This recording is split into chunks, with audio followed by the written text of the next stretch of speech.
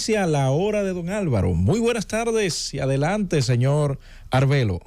Buenas tardes, muchas gracias con este programa que el público ha aceptado, ha respaldado, ha apoyado, le ha dado todo su apoyo. Idea del padre de la libertad de prensa en nuestro país, el genial Bienvenido Antonio Rodríguez Durán, y entonces allá en la emisora quedan encargados de la parte más difícil, sobre todo la parte técnica, Roberto Díaz e Iluminada Muñoz. Roberto Díaz e Iluminada Muñoz, ya consagrados como dos de las grandes figuras, de las grandes voces y de la gran presencia a nivel de los medios. En este caso, el programa de ustedes que ayuda a echar para adelante este humilde servidor Álvaro Arbelo. De manera que, sin más preámbulo, vamos arriba ya, con Roberto Díaz. ¿Cómo no, don Álvaro? Una vez más, las líneas para nuestros oyentes, el 809-732-0101, 809-221-0101. Recuerden que las llamadas internacionales a través del 855-221-0101. Buenas tardes. Sí, buenas tardes, Roberto. Mi cariño y mi respeto para usted y para don Álvaro. Gracias. De Higüey, Manuel Villavicencio. Su pregunta, Manuel. Don Álvaro, ¿quién fue Pedro Albizu Campos?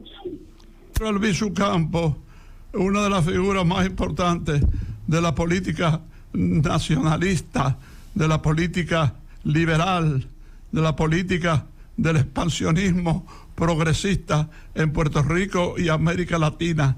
Don Pedro Albizu Campos podría ser considerado el padre de la, políticamente hablando, de la vecina isla de Puerto Rico, y además un amigo del pueblo dominicano. De manera que usted ha mencionado a una figura por demás culto y por demás también de una conducta intachable, doctor Pedro Albizu Campos, que incluso estuvo preso por órdenes del alto mando militar estadounidense. Estuvo preso, después logró irse a Cuba, logró sacarlo de Estados Unidos el comandante, su amigo personal, el doctor Fidel Castro. No abundo más, podría decir muchas cosas, pero no hay duda de que usted ha mencionado a una figura ilustre del patriotismo latinoamericano, doctor Pedro Albizu Campos. Buenas tardes. Buenas tardes. ¿Quién nos habla y desde dónde? José Luis de Monteplata. Su pregunta, José. Yo quiero preguntarle a don Álvaro si él tiene conocimiento de que en el pasado existió el personaje de Jesús, o si existe algún libro que hable sobre eso. ¿Que hable sobre quién? Jesús, según lo que él dice. Jesús, pero que Jesucristo. Usted está llevando esto muy lejos. Que un libro que hable de Jesús, pero ¿de cuál Jesús? De Jesucristo, del Hijo del Señor. Pero se está hablando de eso desde hace 2000 años, sobre todo para los que tenemos fe y creemos en Él como Hijo de Dios, como Hijo de María, y esperamos su regreso después de haber sido sacrificado en una de las llamadas 7 columnas, si usted se refiere a ese ser extraordinario, inimitable. Bueno, de ahí se está sacando material por siglos. Buenas tardes. Saludos. Buenas tardes. Saludos, buenas tardes. Aló, buenas tardes. ¿Quién nos habla y desde dónde? Arismendi Quesada, desde Guaymaque. Su pregunta, Arismendi. Para preguntarle al señor Álvarez, a la salida de los rumbo a Tomayor, hay una lomita ahí y hay como un cuartel de policía ahí. El caso es que yo quiero saber por qué eso que dice la sabana del fabricado. Pero usted está haciendo una pregunta que no es una pregunta, que es un concepto, que es un criterio. Usted debe acudir al Ministerio, por ejemplo, de Interior y Policía, o acudir a la Jefatura de Estado Mayor de la Policía Nacional, donde, por cierto, hay un general que ha hecho maravillas con los cambios, pero presentadas las cosas de esa manera, usted realmente está perdiendo su tiempo, no está contribuyendo a nada positivo. Buenas tardes. Sí, buenas tardes, ¿cómo están todos ahí? Un gran saludo para el señor Álvarez. ¿Quién nos habla y desde dónde? Le habla de Manuel Rodríguez de aquí de los Girasoles. No, pero hay un feedback muy fuerte en su llamada, señor. Me voy a la próxima. Saludos, buenas. Buenas tardes. ¿Quién nos habla? Su pregunta. Los restos del Fury aparecieron, no se sabe nada de las tumbas. No se sabe nada. La última vez que se supo, esos restos eran estudiados por científicos especializados en la materia de la antigua Unión Soviética, hoy la Rusia de Vladimir Putin. Por lo demás, se desconoce qué pasó con los restos del Führer, que se suicidó el 30 de mayo de 1945, después de cumplir el día 10, 56 años de edad, y haberse suicidado junto a su esposa, de un matrimonio que tenía apenas horas, su mujer Eva Braun. Buenas tardes. Saludos. Tardes. ¿Quién nos habla y desde dónde? Le habla Guaronedes de los Alcarrizos. Su pregunta, don Álvaro. Don Álvaro, en la historia de Jesús hay una data de 16, 18 años que no tiene ninguna data, ninguna historia de Jesús. ¿Cuál es la pregunta? ¿Usted conoce algún libro que hable de esa información, de dónde, de esa etapa que tuvo esa... Una pregunta. Usted está dando una conferencia litúrgica. Usted está planteando cosas para ser conversadas y discutidas en forma amplia y no como una pregunta. ¿Usted comprende? Este programa no es para eso. Saludos, buenas tardes. Sí, buenas tardes, don Álvaro. ¿Quién nos habla y desde dónde? ¿Quién nos habla? Le estoy hablando de aquí de Bigüey. ¿Su nombre? Don Álvaro, es para hacer una pregunta. ¿Cuál es su nombre, distinguido? Le habla Juan de aquí de Bigüey. Su pregunta, don Álvaro. ¿Cuál era más arrogante, de Trujillo o Euclides Félix Gutiérrez? No. Como Trujillo nadie. Imagínese un hombre que gobernó casi 32 años. ¿Cómo no se sentiría? O sea, para fines de la arrogancia, de la vanidad y todas esas cosas. El otro que usted menciona es un intelectual, un historiador y un hombre sencillo, con sus errores, como los tenemos todos, pero un hombre en cierto modo que podríamos llamar humilde. Arrogante era Trujillo, prepotente y altanero. Buenas tardes. Saludos. Sí, buenas tardes. ¿Quién nos habla y desde dónde? Marino desde Santo Domingo Este. Su pregunta, don Marino. Saludo afectuoso a don Álvaro. Don Álvaro, mi pregunta es, ¿qué papel jugó Camilo Cienfuegos en la Revolución Cubana?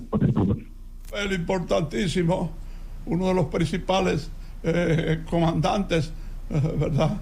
Lamentablemente pereció en un accidente de aviación regresando de Santiago de Cuba, donde fue a neutralizar un intento subversivo contra la revolución cubana.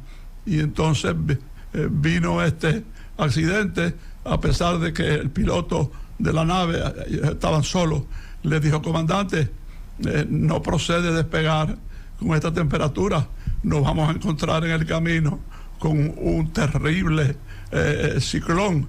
Y así fue, y el ciclón derribó el avión y jamás aparecieron los restos del comandante Camilo Cienfuegos, que inclusive fue jefe de Estado Mayor del Ejército Revolucionario Cubano. Buenas tardes. Hola, buenas. ¿Quién nos habla y desde dónde? Darío Ortiz de Baní. Su pregunta. Saludo a esa enciclopedia humana. Roberto, saludo para ti. Gracias. Dímele a don Álvaro, ¿quién era Correa Coto? Correa Coto, un delincuente puertorriqueño que azotó Puerto Rico, robando, secuestrando, haciendo cosas perversas, y pasó a ser un símbolo de la delincuencia internacional, sobre todo de la delincuencia latinoamericana y en particular la delincuencia puertorriqueña. Entonces, ese individuo que no merece ningún respeto, que no era ningún revolucionario, que no era un tipo perseguido por ser un progresista, por esto, aquello y lo otro, ese tipo merece todo el repudio, todo el respeto. Correa Coto. Buenas tardes. Sí, buenas tardes. ¿Quién nos habla y desde dónde? Denis Ranco, desde Santo Domingo. Su pregunta, Denis. Quiero preguntarle a don Álvaro si dentro de su óptica él cree que Juan Bosch era 100% comunista y si su golpe de Estado fue orquestado por los Estados Unidos. Juan no era comunista, era un hombre de una gran evolución sociológica, ¿verdad? Un hombre de enorme mentalidad de progreso. Si usted quiere, lo acerca bastante al marxismo moderado, no al marxismo agresivo. Él dijo un día, ¿verdad?, en un discurso, en una entrevista al gran periodista ya fallecido José Labur, él dijo: yo no soy leninista, soy un marxista moderado. De manera que Juan Bosch no fue derrocado porque se sospechaba que era comunista. Claro, sus enemigos, sus adversarios en Estados Unidos y en otros países quisieron presentarlo como un peligro para la democracia latinoamericana, cuando en realidad no era eso. Era, sobre todo en esos momentos, era un hombre progresista, era un hombre de evolución, era un hombre de logros sociales y de una mentalidad amplia. Buenas tardes. Sí, buenas tardes. ¿Quién nos habla y desde dónde? Le hablo de aquí de Santo Domingo Norte, le hablo a un oficial de la policía. Es para hacerle una pregunta al señor don Álvaro. Adelante. Por relaciones, por aquí hay un sector donde yo vivo, y aquí en Santo Domingo Norte, en la organización El Progreso, que no se puede vivir, don Álvaro. ¿Qué usted cree que uno puede hacer? Es una gozadera de anciano, que eso no tiene madre. Digo, pero eso es otra cosa. Usted no está haciendo una pregunta. Usted está denunciando lo que usted considera que es una situación anómala que se da en el lugar donde usted vive. Eso le corresponde a usted como miembro de la policía, acudir a las altas instancias de la institución, o acudir al Ministerio de Interior y Policía o a cualquier otro organismo. Pero realmente usted no está haciendo una pregunta, usted se está quejando de una situación que precisamente usted está obligado a tomar cartas en el asunto. Saludos, buenas tardes. Buenas tardes. ¿Quién nos habla y desde dónde? Enrique de Bávaro. Adelante. Álvaro, también se ha comentado que el Führer, Adolf Hitler, murió en Argentina. ¿Qué usted opina sobre eso? Esos son disparates que han inventado para ganar dinero a través de libros que no se venden, desacreditados, revistas, documentales para la televisión que nadie sigue, disparate de marca mayor, que entonces había un mecanismo submarino para llevar a Hitler a América del Sur. El que diga eso y crea en eso no conoce la historia de la Segunda Guerra Mundial, ni conoce la psicología, la mentalidad de Adolf Hitler. No le haga caso a un disparate así, cójalo y pégale fuego. Última de esta ronda. Buenas tardes. Buenas tardes, Roberto y a don Álvaro. ¿Quién nos habla y desde dónde? Habla Juan Sánchez de los Girasoles. Su pregunta, don Álvaro. Juan. Yo quisiera preguntarle a don Álvaro, si en vez de Alejandro Magno y a Babilonia hubiese ido a Roma, ¿qué ha podido vencer al ejército romano? Vuelva a hacer la pregunta. Repite la pregunta. Despacio, que la parte final no se entendió. Si Alejandro Magno... Adelante. Si en vez de Alejandro Magno ir a Babilonia, hubiese ido a Roma, ¿hubiese vencido a los romanos? La conquistó el mundo entero, el mundo establecido por él, el mundo que él conocía. Alejandro, porque no era un simple conquistador, llegaba a un sitio, lo conquistaba militarmente y entonces se disponía a crear escuelas, a crear universidades, a crear centros especializados. O sea, no era un simple dictador, un simple conquistador, era un hombre de grandiosa empresa en todos los órdenes. Con esta respuesta, don Álvaro, nos vamos a una pausa. Al regreso continuaremos recibiendo las llamadas de nuestros oyentes y usted dando respuestas a sus preguntas. Francis.